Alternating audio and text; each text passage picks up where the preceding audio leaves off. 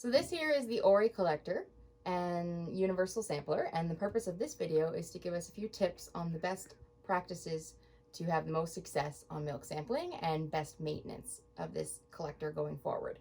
So when you get the Ori collector on farm, you're going to bring it into the robot room, set it down on the floor, and then you're just going to remove the lid. The Ori collector has 4 feet, 1 in each corner, and we're just going to use those feet. They screw out of their housing and they use them to level the Ori collector. There's a level sitting in the middle. The collector does not have to be perfectly level, but we would want it a little bit more level than what I have here for this demonstration purpose. It's just sitting on a table at the moment, but we can screw down these 4 feet and get it fairly level. We just want the bubble mostly in the circle. Okay, so once I've leveled it, usually the next step I would do is grab the milk line and just examine it. We want to make sure it's been cleaned properly after previous use. We don't have any milk or water or debris, especially in the wintertime. This might have been washed and had a little water left in it, and if it's frozen into an icicle, it's not going to work properly. And the next thing you got to watch is for holes or cracks and accidental damage that's happened as it's been used. Okay, so those are the things you want to kind of look out for. And then you're going to grab the free end, feed it through the opening at the front of the Ori collector, and then connect it to the sample well spout right here, just like that, okay? And then pull it straight. Generally, the next step I would do is usually examine the air lines that are here. So we have 2 main air lines we're mostly worried about. This is the big one. You want to make sure that this is free and clear of all moisture, okay? Even a little bit of moisture can cause problems when the air is controlling the functionality of this collector. So if you see any moisture in here at all, just work one of the pinch valves at either end or both and remove the line, and then remove any moisture you see in here. I do not recommend using your breath to blow on it to clear the air because, of course, our breath has lots of moisture in it. So better practice would be to get a heater or a blow dryer or other source and get the moisture out of there, okay? And close that back up. We have another shorter one right down here.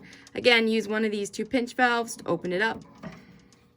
Just examine it, make sure it looks nice and free and clear. And if it was having some kind of moisture in it, we could remove it. And then again, remove any moisture from inside. And close it back up when we're done, okay? From there, I would probably move over to the slide. So we have the locking mechanism and the slide here. Okay, so when it's not being used, so it's in transport or in storage, we're going to have this locked in the permanently open position. So to get it out of that position, we're going to pull the pin and release it.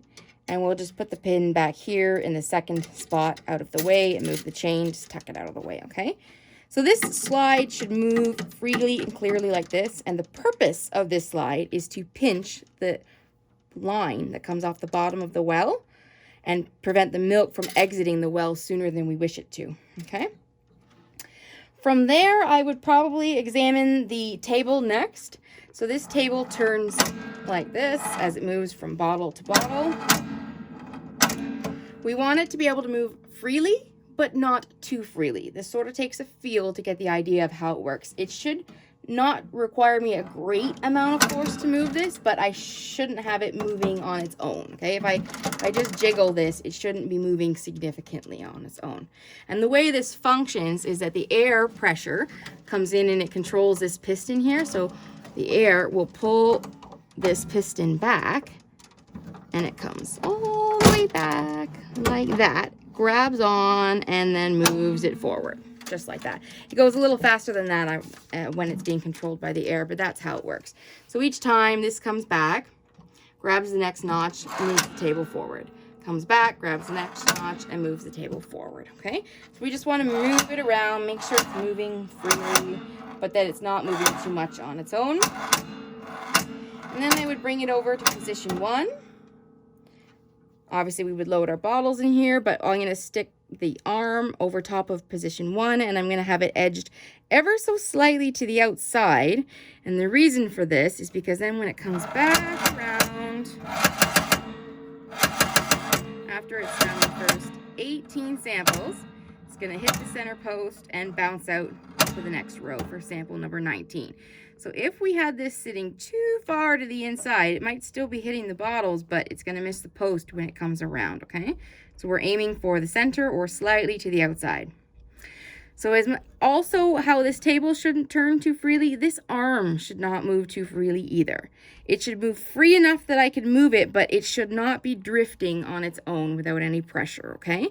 And if either the table or this arm is too loose, there are nuts. I'm not sure if you can swing down and get that, but there are nuts in here that we can tighten up to control how much freedom of movement it has, okay? So every once in a while, that's some basic maintenance that has to be done on these. Those nuts will need to be tightened up because as they move round and round and round over time, they will eventually get loose.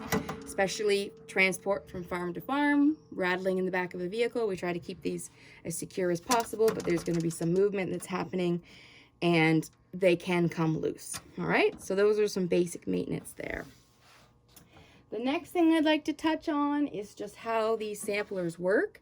So the milk is going to come over from the robot through this milk line. If this was hooked up to a Lely robot, it would be a gravity fed system. If this is hooked up to a DeLaval robot, these are just examples, it would be pumped over with a like a pump rather than a gravity fed. Okay, but once the milk is here in this sample well, from that point forward, everything is controlled by air pressure. So the air pressure controls this slide and this piston. It releases the slide to allow the sample to drop down, and it moves the piston so that the table turns for the next bottle. So this is why these air lines can't have any moisture in them. That's what's so important.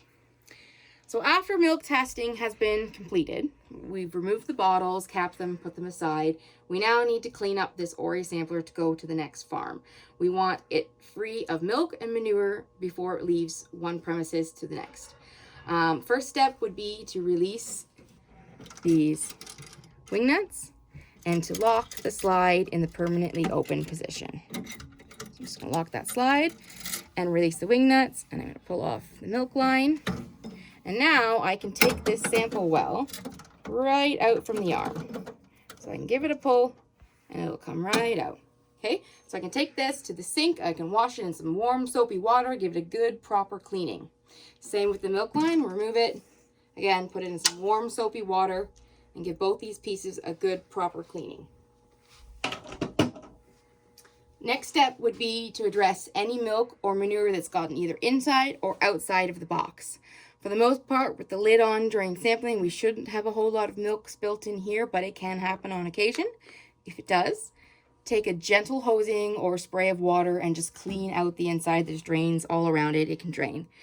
Things to make note of, though, be careful about spraying water in this direction where we have our regulators and our air lines and our piston. We do not want these getting wet if we can help it. Especially the piston can freeze up in the winter time. Water can get into these lines, causes problems.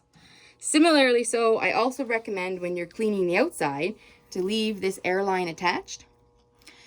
With the airline attached, it prevents you from getting moisture unnecessarily into this airline. Okay, so you can freely hose the outside, give it a good scrub with a scrub brush if the manure is stuck on there, but just leave the airline attached for now, holding the end up and out of the way while you're doing the cleaning, and then once it's fairly dry, then remove the airline.